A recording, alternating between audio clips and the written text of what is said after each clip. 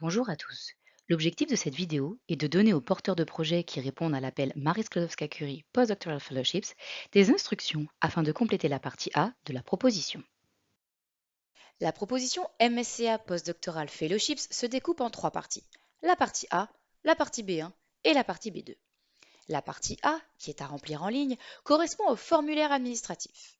La partie B1 correspond au projet scientifique. Cette partie ne peut pas faire plus de 10 pages et comprend les sections Excellence, Impact et Mise en œuvre. La partie B2 correspond aux annexes. Elle n'est pas limitée en nombre de pages. Elle se compose de 6 sections. Une dédiée au CV du chercheur.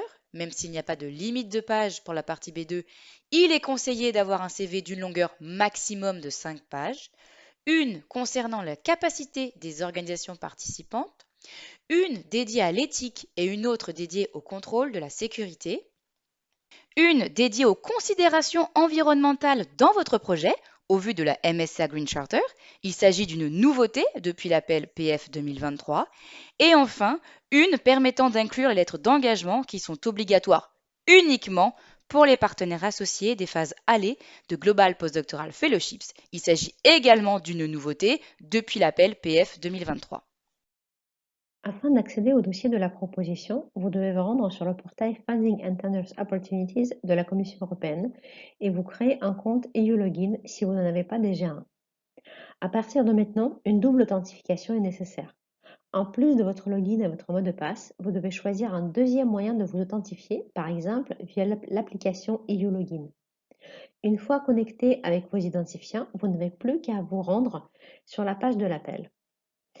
Sur cette dernière, dans la section Submission Service, cochez le type de projet choisi. Vous avez alors le choix entre Global et European Fellowship, puis cliquez sur Start Submission.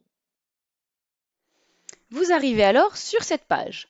Vous devrez commencer par renseigner le PIC de votre organisme. Si vous ne le connaissez pas, vous aurez la possibilité de le retrouver grâce au moteur de recherche de la Commission européenne. Vous aurez également la possibilité de créer un PIC si votre organisme n'a jamais déposé de projet européen auparavant. Vous devrez ensuite indiquer votre rôle dans le projet. Encadrant, chercheur ou personne contact. Il convient de noter que l'encadrant comme le chercheur peuvent démarrer la proposition. Enfin, vous devrez renseigner l'acronyme, le résumé et le panel scientifique du projet. Pour le panel, il vous suffira de sélectionner dans le menu déroulant. À noter qu'il sera possible de modifier ces informations ultérieurement dans la partie A. Une fois que vous aurez cliqué sur Save and Go to Next Step, vous arriverez à la page dédiée aux participants. Vous aurez alors la possibilité d'ajouter d'autres contacts. Nous reviendrons sur ce point avec la slide suivante. Vous pourrez également modifier les contacts renseignés, voire les supprimer si vous aviez fait une erreur. Vous aurez également la possibilité d'ajouter des partenaires associés. Dans le cadre d'une European Postdoctoral Fellowship, vous pourrez ajouter un partenaire associé en cas de non-academic placement. Dans le cadre d'une Global Postdoctoral Fellowship, vous devrez ajouter un partenaire associé pour la phase allée du projet dans un pays tiers. Vous pourrez également renseigner un deuxième partenaire associé en cas de non-academic placement. En revanche, quelle que soit la bourse choisie, vous ne devrez pas ajouter de partenaire associé en cas de secondment. Revenons un instant sur l'ajout des autres contacts. Vous devrez renseigner le rôle de chaque personne dans le projet, encadrant, chercheur, personne contact, ainsi que les droits d'accès à la proposition. Si c'est l'encadrant qui a initié la proposition, il devra obligatoirement ajouter le chercheur. A l'inverse, si c'est le chercheur qui a initié la proposition, il devra obligatoirement ajouter l'encadrant. Il sera également possible d'ajouter une personne contact. Il s'agit généralement d'une personne de l'organisme bénéficiaire qui sera amenée à gérer le contrat du lauréat. Maintenant que le dossier est créé et que les participants sont renseignés, vous allez pouvoir démarrer votre proposition. En cliquant sur Edit Forms, vous aurez accès à la partie A à remplir en ligne. Vous aurez également la possibilité de télécharger les templates des parties B1 et B2 en format Word en cliquant sur Download Part B Templates. En cliquant sur Upload, vous pourrez déposer les parties B1 et B2 en format PDF sur la plateforme. Enfin, vous pourrez toujours revenir sur la liste des participants si vous aviez des changements à effectuer en cliquant sur Back to Participants List. La partie A se compose de 7 sections. des informations générales sur la proposition, les déclarations, les participants au projet, le budget, les questions d'éthique, les questions de sécurité, autres questions. Commençons avec la section dédiée aux informations générales. L'acronyme sera déjà renseigné puisque vous l'avez indiqué sur la plateforme. Toutefois, si vous souhaitez le changer, vous pourrez le faire à ce niveau. Il vous suffira simplement de cliquer sur le champ dédié et d'effacer l'acronyme actuel. Vous devez, en revanche, indiquer le titre du projet. Le panel scientifique sera également déjà renseigné puisque vous l'aviez aussi indiqué sur la plateforme au moment de la création de la proposition. Toutefois, vous pourrez le changer en cliquant simplement sur le menu déroulant. Vous devez ensuite renseigner au moins 3 sous-domaines de recherche ainsi que des mots-clés descriptors. Dans la liste des mots-clés initiés, les sous-domaines de recherche correspondent aux mots-clés du niveau 1 et les descripteurs aux mots-clés du niveau 2. Il convient de garder en mémoire que ces informations permettront de déterminer quels évaluateurs seront les plus à même d'évaluer votre projet. Concernant les mots-clés, nous vous conseillons de mettre les plus percutants et les plus porteurs pour votre projet. Revenons juste un instant sur les sous-domaines de recherche et les mots-clés. Une fois que vous aurez sélectionné le panel scientifique, vous pourrez renseigner un premier sous-domaine. Il sera alors forcément lié à ce panel scientifique. Puis, vous pourrez en ajouter d'autres, de votre panel scientifique ou non, en cliquant sur le bouton croix. Vous pourrez en ajouter minimum 3 et maximum 5. Cela vous permettra ainsi, si vous avez un projet multidisciplinaire, de renseigner à la fois des mots-clés de votre panel principal ainsi que ceux de votre panel secondaire. Enfin, vous devez aussi indiquer des mots-clés libres pour préciser davantage vos thématiques de recherche afin d'optimiser le choix d'experts évaluateurs. Ici, il faudra écrire le résumé de votre projet. Il s'agit d'une courte présentation de ce dernier, mais qui doit aborder l'ensemble des points clés de votre proposition. Il doit donner envie aux experts évaluateurs de lire l'intégralité de la proposition. Il est conseillé de le rédiger un dernier, une fois la proposition terminée. Enfin, vous devez indiquer si vous avez déjà déposé un projet similaire au cours des 2 dernières années. Si tel est le cas, vous devez renseigner le numéro du projet déposé. La dernière partie de la section Informations générales est dédiée aux déclarations. Vous devrez notamment certifier que vous avez le consentement des participants quant à leur participation au projet et au contenu de la proposition, que les informations déclarées dans cette proposition sont correctes et qu'aucune des activités du projet n'ont démarré avant la soumission de la proposition, que les participants respectent les critères de participation, qu'ils ont la capacité financière et opérationnelle pour mener à bien ce projet, etc. Passons maintenant à la section dédiée aux participants. Pour remplir les informations concernant votre établissement, cliquez sur la flèche qui va ouvrir la page à remplir. Si vous avez dans votre projet des partenaires associés, le partenaire de la phase sortante d'une Global Fellowship ou le partenaire non académique qui accueille le placement, il faudra aussi remplir les informations les concernant. Certaines informations seront déjà présentes dans le formulaire. Elles sont associées au code PIC de votre établissement. Vous devez remplir les informations concernant le ou les départements impliqués dans le projet. Sous département, on entend une unité de recherche ou un département s'il s'agit d'une entreprise par exemple. Si vous êtes une petite structure et que vous n'êtes pas divisé en départements, cochez non applicable. Dans la partie suivante du formulaire, vous devez renseigner les informations administratives concernant l'encadrant. Ses noms, prénoms et adresses mail apparaîtront automatiquement lorsque vous lui donnerez accès au projet. Il ou elle pourra aussi se connecter et renseigner ces informations. Ensuite, renseignez les informations concernant le chercheur, le candidat postdoctoral.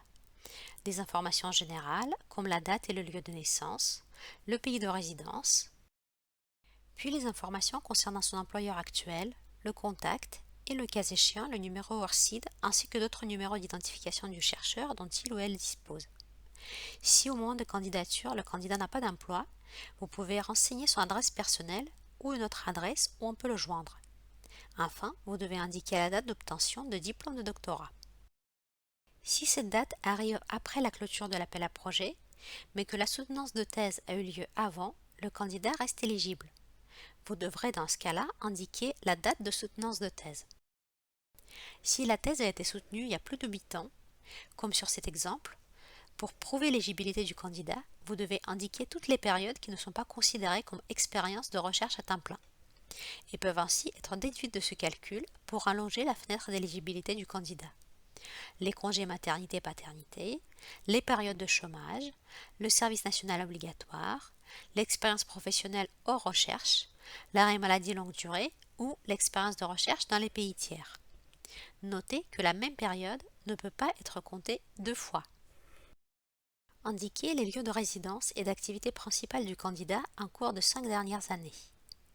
Indiquez juste les dates et les pays, le nombre de jours sera calculé automatiquement. Vous devez ensuite cocher des cases pour renseigner le rôle de votre établissement dans le projet. Par exemple, recherche, formation, communication et diffusion, management de projet. Comme indiqué dans le guide du candidat, il n'est plus nécessaire de compléter ces éléments. Si cela est complété, il est demandé aux experts évaluateurs de ne pas en tenir compte. En revanche, ces éléments devront être détaillés dans les sections dédiées de la partie B2. Vous devez enfin indiquer si l'établissement a déjà mis en place un plan d'égalité de genre. Disposer d'un plan d'égalité de genre est un critère d'éligibilité pour toutes les entités publiques, établissements d'enseignement supérieur et organismes de recherche des États membres et des États associés.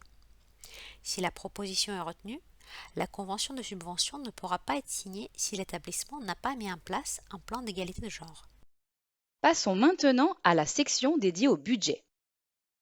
Tout d'abord, il convient de noter que le budget est calculé automatiquement en fonction des informations renseignées. En effet, ce sont des sommes forfaitaires en personnes-mois qui seront versées. Quelle que soit la bourse choisie, vous devrez indiquer si vous êtes éligible à l'indemnité de famille. Pour y être éligible, vous devez être marié, pacsé ou avec un ou plusieurs enfants à charge. Si vous cliquez sur oui, alors la colonne dédiée sera complétée. Sinon, elle restera à 0. Ici, il s'agit d'un exemple pour une European Postdoctoral Fellowship. Vous devrez alors simplement renseigner la durée ainsi que le pays dans lequel se déroulera la bourse à l'aide des menus déroulants. Une fois les informations rentrées, la ligne de budget sera complétée automatiquement. Prenons maintenant l'exemple d'une European Postdoctoral Fellowship, mais avec un Non-Academic Placement en plus. Pour rappel, le Non-Academic Placement est optionnel. Il n'est pas obligatoire d'en inclure un dans une proposition. Il faut que cela soit pertinent et que cela apporte une plus-value significative pour le projet. Une fois encore, vous devrez renseigner si vous êtes éligible à l'indemnité de famille, ainsi que la durée et le pays dans lequel va se dérouler la bourse. Ensuite, toujours à l'aide des menus déroulants, vous devrez renseigner la durée ainsi que le pays dans lequel va se dérouler le Non-Academic Placement. Vous aurez alors 2 lignes de budget, une pour la durée de votre bourse et une pour la durée du Non-Academic Placement. À noter que, même si le Non-Academic Placement se déroule dans un autre pays que celui du bénéficiaire, le coefficient correcteur ne change pas. Pour finir, prenons l'exemple d'une Global Postdoctoral Fellowship avec un Non-Academic Placement. Vous devrez d'abord renseigner la durée de la phase aller, ainsi que le pays et le partenaire associé. Dans le menu déroulant du partenaire associé, vous retrouverez les organismes que vous aviez renseignés sur la plateforme. Vous devrez ensuite renseigner le pays de la phase retour. Enfin, vous devrez également renseigner la durée, le pays ainsi que le partenaire associé où va se dérouler le Non-Academic Placement à l'aide des menus déroulants. Si votre proposition ne comporte pas de Non-Academic Placement, dans ces cas-là, ce point ne vous sera pas demandé. Le budget sera alors calculé en conséquence. Il convient de noter que si le coefficient correcteur ne change pas pour un Non-Academic Placement, il change pour la phase aller de la bourse afin de tenir compte du niveau de vie du pays dans lequel le chercheur va se trouver durant au moins 12 mois. Passons à la section dédiée à l'éthique et à la sécurité. Dans cette section, vous aurez tout d'abord un questionnaire à remplir concernant les éventuelles questions éthiques liées à votre projet. Il y a 9 catégories de questions. Pour chaque question, vous devrez indiquer oui si votre projet est concerné par le point évoqué ou non si ce n'est pas le cas. Si vous indiquez oui, vous devrez renseigner la page de la partie B où ce point est évoqué pour la première fois.